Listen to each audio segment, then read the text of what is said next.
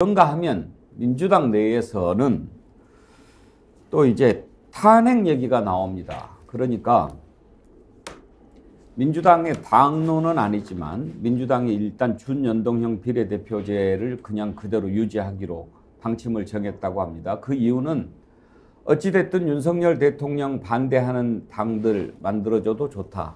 나중에 다 하나 합쳐서 200석이 되면 윤석열 대통령 탄핵할 수 있을 것이다. 이런 계산인 것 같은데요.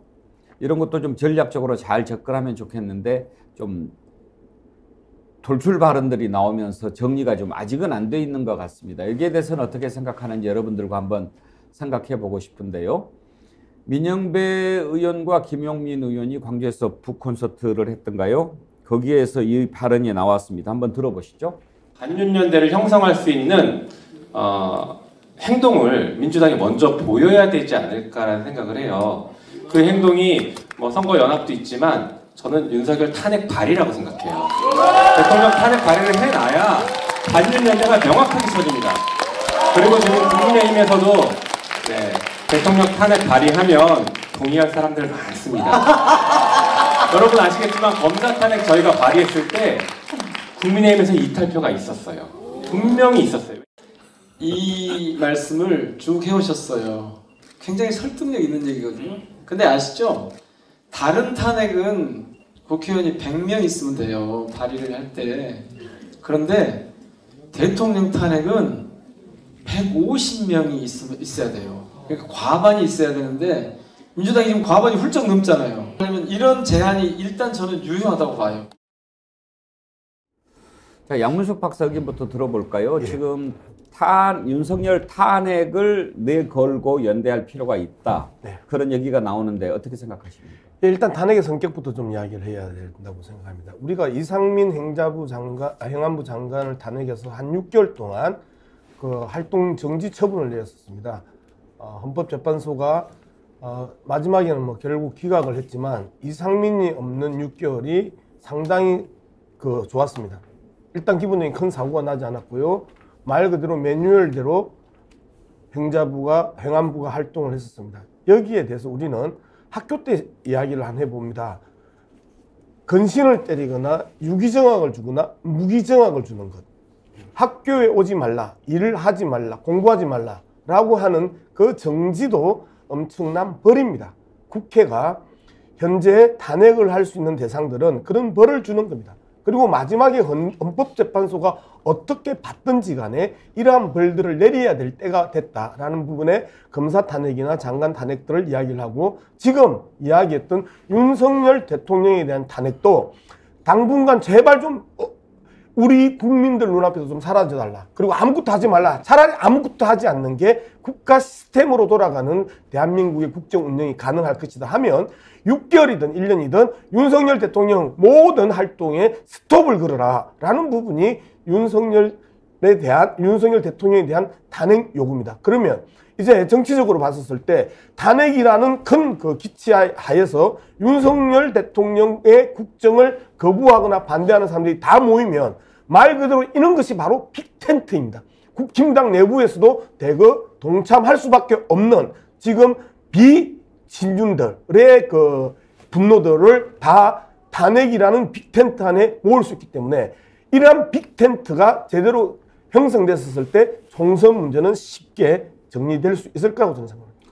박진영 부원장, 지금 민주당이 당론 아니다라고 부인했는데 저런 논의가 당 내에서는 좀 있습니까? 실제로 이제 내부적으로 있습니다. 내부적으로 상당히 있고요. 그게 제가 들은 바로는 이제 12월 27일이 마지노선인데 도이치모터스 특검이 올라가는 상황에 민심의 변화 그리고 국민의힘의 내부의 동료 이런 것들이 아마 판단 기준이 될 것 같은데요.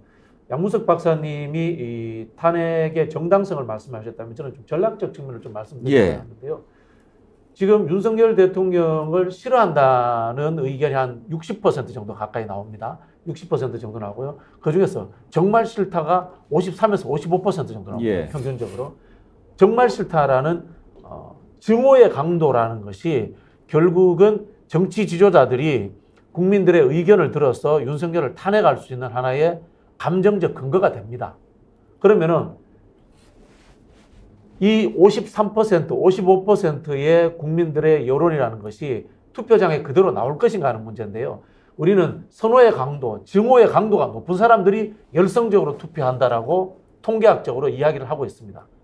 지금 우리나라의 53%, 55%의 국민들은 윤석열 탄핵하겠다라고 야당이 강하게 나오면 투표하러 올 확률이 더 높다는 겁니다. 근데 지금 민주당의 지지율이 그 정도까지 못 가고 있습니다. 그것은 민주당이 국민들이 바라는 만큼 강한 목소리를 못 내주기 때문에 그런 상황이다. 이렇게 해석을 하시면 되는 거고요. 지난 총선 때 민주당이 180석 가까이 얻었는데요. 지역구별로 득표율을 보면요. 평균 한 51% 정도의 득표를 했습니다. 정당 득표율은 34% 정도 했습니다만 지역구별로는 국민들이 전략적으로 그렇게 득표를 해줬거든요. 지금 윤석열을 싫어하는 53%가 지역구별로 투표해준다면요. 지난번에 있었던 180석보다 더 많은 의석을 얻을 수도 있습니다. 그런 측면에서 윤석열 대통령에 대한 증오의 강도와 그 다음에 이 투표율을 계산해 봤을 때 민주당이 탄핵을 걸고 나가는 것이 결코 불리하지는 않다라는 제가 분석을 해드리고 싶습니다. 서정욱 변호사 의견 들어볼까요? 제가 이제 이거 노무현 대통령 탄핵 당시 지지율을 봤어요. 노무현 대통령이 뭐라 했냐면 열린우리당이 압도적 일단 승리하기를 바란다랬어요. 근데 그때 노무현 대통령 지지율이 20%대에 불과했습니다. 근데 탄핵을 하니까 이게 뒤바뀌어요. 갑자기 탄핵 반대가 70몇 프로고 탄핵 찬성이 20몇 프로였어요. 그때요. 정동영 대표가 그 노인 폄하 발언 없었으면 아마 이렇게 200석 할 분위기였어요. 근데 그 폄하 발언 때문에 152석으로 그래도 과반으로 압승을 했습니다. 저는 그때보다 이번에 탄핵 발의하면 훨씬 역풍이 100배, 1000배 분다. 왜? 그때 노무현 대통령은 탄핵 사유는 있었어요. 열린우리당이 압승을 기원한다. 이게 법위반 맞아요. 근데 중대한 건 아니라가 탄핵이 기각됐죠. 근데 이번에 윤석열 대통령 탄핵 사유는 뭐 조국 교수의 표현에 하면 딸이 채봉 하나 보는 게 다예요. 그 다음에 이진복 수석이 뭐 안철수한테 아무 말 안 하면 아무 일 안 생긴다. 또는 인유한 위원장이 뭐 대통령 측에 격려 응원이 있다. 이거는 직접 대통령이 한 것도 아니에요. 이런 사유도 확실하지 않은데 이걸 가지고 탄핵 발의하면요. 옛날에 그 탄도리들 있잖아. 까면 안 되는데 탄핵 역풍 때문에 국회 뺏지다는 민주당의 탄도리들 많았거든요. 이번에 국민의힘 탄도리들 많이 생길 겁니다. 윤석열 대통령 발의해 보세요. 우리 국민들이 그렇게 만만하지 않습니다. 지금 윤석열 지지율이 뭐 30몇 프로지만 탄핵 해보세요. 하면 이게 70% 80%가 반대합니다. 그게 노무현 대통령 역사에서 배워보세요. 그 지지율을 비교해보시라니까. 한번 해보자. 한번 해보시죠. 제가 하나 바로 잡을게요. 우리 서변이 그 통계를 잘못 이야기하셨는데 서변이 이야기하신 20%는 그 당시에 열린우리당이라는 정당 지지율을 이야기하시는 거고요. 그 당시에 노무현 대통령 지지율은 40%가 넘었다라는 말씀을 드리겠고요. 그리고 이 탄핵에 대한 반대 여론도 60%가 넘었습니다.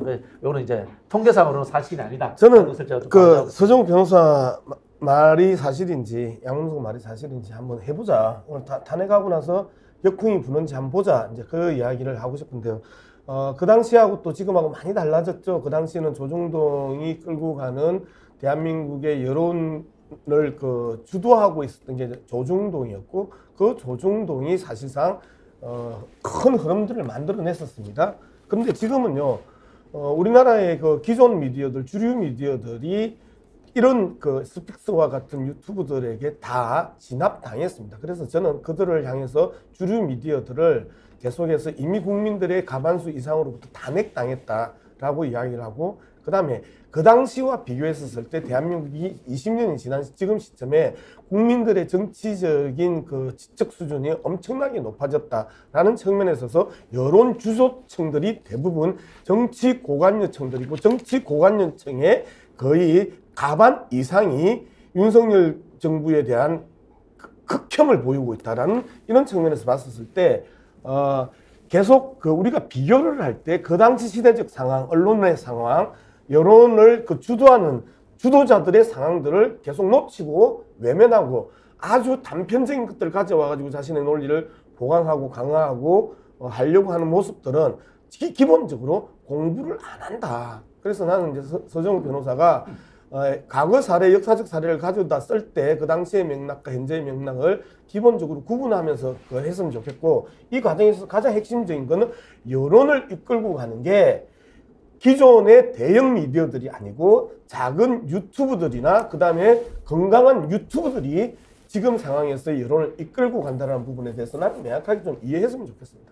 이재명을 죽이려고 그렇게 목숨 걸고 기존 미디어들이 때렸음에도 불구하고 여전히 민주당 지지율이 50% 전후가 나오고 건재하고 있는 이재명을 쳐다보면서 기존 미디어들이 이미 탄핵당했다고 이야기를 해도 그 말귀가 무슨 뜻인지 못 알아듣는 그 서정욱 변호사와 그 서정욱 변호사들의 무리들을 보고 안타깝다, 저는 그렇게 생각합니다.